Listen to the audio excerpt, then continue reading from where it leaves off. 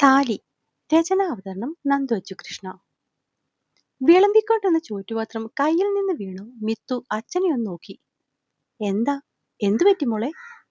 അറിയാതെ കയ്യിലൂടെ എന്തോ ഓടിപ്പോയി. പോട്ടെ. അപ്പോഴേക്കും മിത്തു കുനിഞ്ഞിരുന്ന് താഴെ വീണ ചോറും കറിയും പാത്രത്തിലേക്കിട്ട് അവിടെ തുടച്ചു മാറി. മോള് മാറിക്കേ, അമ്മ ചോറ് വിളമ്പി തരാം. വേണ്ടമ്മേ, ഞാൻ എടുത്തോളാം.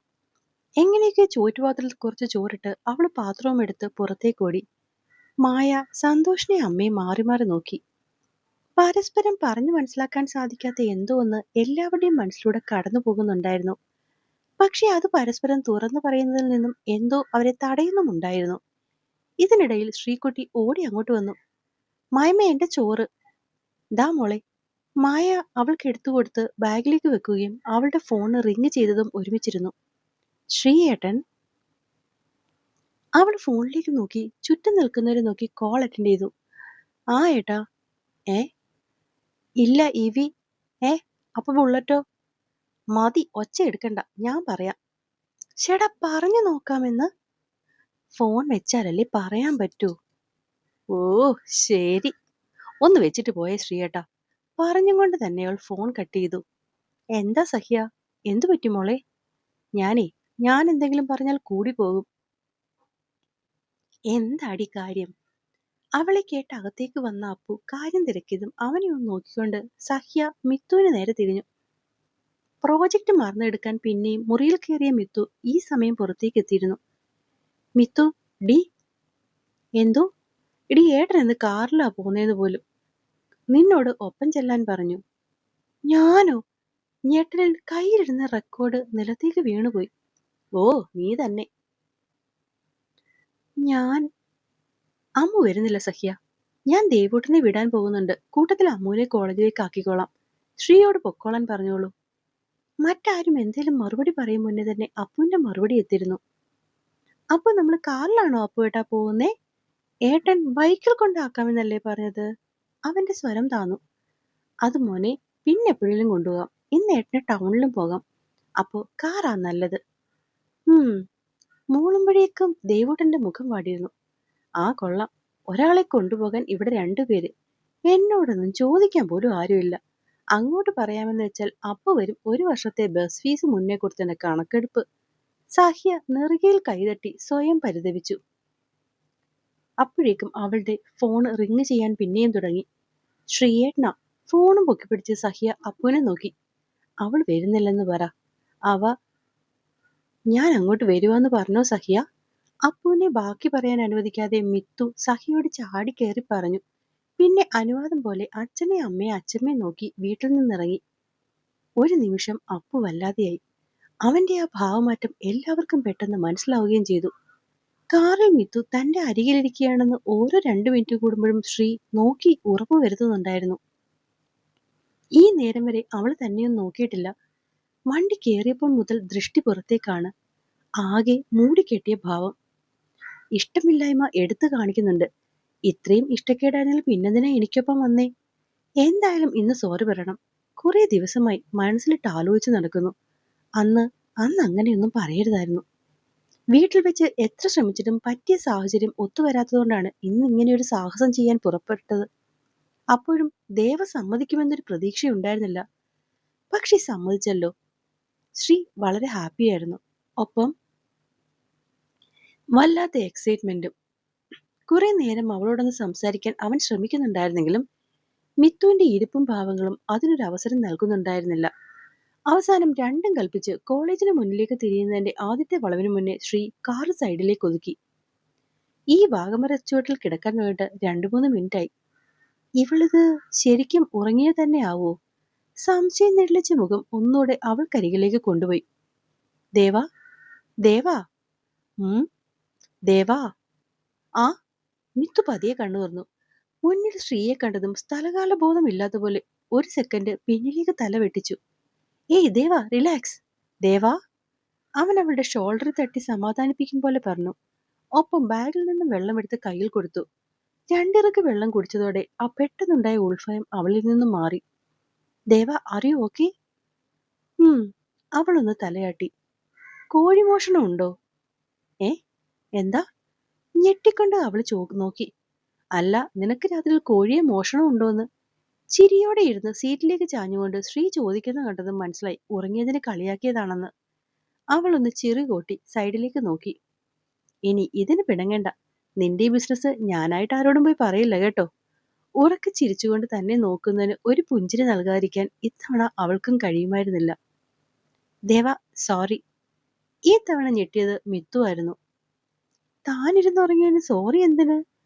അന്ന് ഞാൻ നിന്നെ വല്ലാതെ കാണിക്കാൻ നിഴലിച്ച ചോദ്യത്തിന് മറുപടി എത്തിയപ്പോൾ മറവിയിലേക്ക് മനഃപൂർവ്വം തള്ളിയിട്ട ഓർമ്മകൾ പിന്നെയും ഉള്ളിലേക്ക് തികട്ടി വന്നു. മിത്തു അന്നത്തെ ഓർമ്മയിൽ ഒരു നിമിഷം കണ്ണടച്ചു. അന്ന് വല്ലാത്തൊരു ദിവസമായിരുന്നു ദേവ. എത്ര വീണ്ടെടുക്കാൻ ശ്രമിക്കുമ്പോഴും എനിക്ക് എന്നെ തന്നെ പലവട്ടം കൈവിട്ടുപോയ ദിവസം. ആ നേരത്തെപ്പോഴോ ആണ് നിന്നോട് സോറിയിടോ. വളരെ ജെനുവിനായി തന്റെ മുഖത്തു നിന്നും മിഴികൾ അകറ്റാതെ നിന്നവനെ പുഞ്ചിരി കൊണ്ടൊരു മറുപടിയിൽ ഇമകൾ വെട്ടിച്ചു. ശ്രീ ശരിക്കും പറഞ്ഞാൽ ഞെട്ടിയെന്ന് തന്നെ പറയാം. ഇത്രയും ദിവസത്തെ അവളുടെ അവഗണനയിൽ ഇത്രയും പെട്ടെന്നൊരു മാപ്പ് അവൻ പ്രതീക്ഷിച്ചിരുന്നില്ല. ദേവ, കഴിഞ്ഞു പോയതൊക്കെ വിട്ടേരെ സർ. എനിക്ക് പിണക്കമൊന്നുമില്ല. സത്യം? സത്യം. അവന്റെ നീട്ടിപ്പിടിച്ച കയ്യിലെ വിരലുകൾ ചേർക്കുമ്പോൾ സഹ്യ പറഞ്ഞറിഞ്ഞ അവന്റെ സ്നേഹയുടെയും കാര്യങ്ങളായിരുന്നു അവളുടെ ഉള്ളു നിറയെ. പ്രണയം കൊണ്ട് മുറിവേറ്റവൻ വേദന നൽകുന്നത് പ്രിയപ്പെട്ടവരാണെങ്കിൽ പ്രതിക്രിയയുടെ മാർഗം വിഭിന്നമായിരിക്കും. ഒരു നിമിഷം അവൾ ഒന്ന് കണ്ണടച്ചു തുറന്നു. ദേവ, എന്തോ? പോകാം.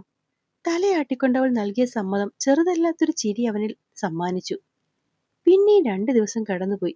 ഈ ദിവസങ്ങളിൽ ഒന്നും തന്നെ മിത്തു അപ്പുവിന്റെ മുന്നിൽ വന്നിട്ടില്ല.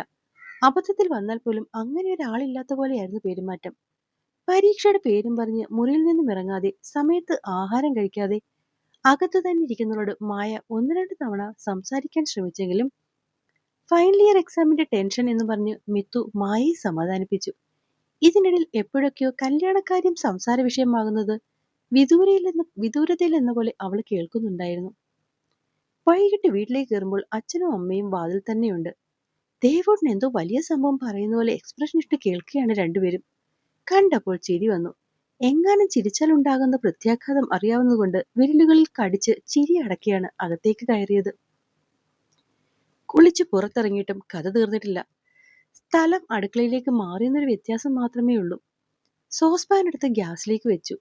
അമ്മ എന്തിനെന്ന് പുരികം പൊക്കി ചോദിച്ചപ്പോൾ കോഫിന്ന് മറുപടി കൊടുത്തു. അടുത്തുള്ള ഫ്ലാസ്കിലേക്ക് കണ്ണു കാണിച്ചതും അതിൽ നിന്നും കോഫി പകർന്ന് പുറത്തേക്കിറങ്ങി. ചുറ്റും കണ്ണുകൾ പാറി. പിന്നെ ഒരു നിശ്വാസത്തോടെ അതൊന്ന് താന്നു. എല്ലാവരും നല്ല തിരക്കിലാണ്. അമ്മു, നീ വരുന്നില്ലെന്ന് ഉറപ്പാണോ? ആ അമ്മേ. ഒരിക്കൽ കൂടി തീരുമാനം ഉറപ്പിച്ചുകൊണ്ട് അവൾ സെറ്റിയിൽ തന്നെ കൂടിയിരുന്നു. സഹ്യമോൾ വരാനായി കാത്തിരിക്കണ്ട, അപ്പുറത്തേക്ക് പൊക്കോ. ഞങ്ങൾ വരാൻ എന്തായാലും ലേറ്റാവും.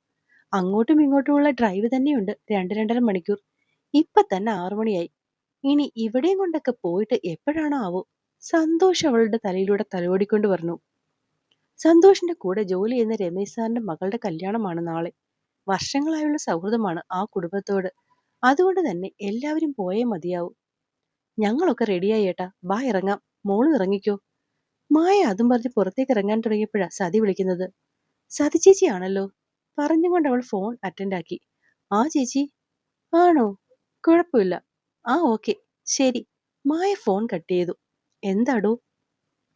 അത് പിന്നെ അവരെല്ലാം വരാൻ താമസിക്കുമെന്ന്. ചേച്ചിയുടെ ടോക്കൺ ആകണമെങ്കിൽ ഇനിയും 5 പേര് കഴിയണം പോലും. എന്തായാലും 1 മണിക്കൂർ കഴിയുമെന്ന് വീട്ടിലെത്താൻ. സഹ്യ, മോളും ചേച്ചിയുടെ. എങ്കിൽ മോൾ ഒരുങ്ങ്, ഇവിടെ ഒറ്റയ്ക്കിരിക്കണ്ട.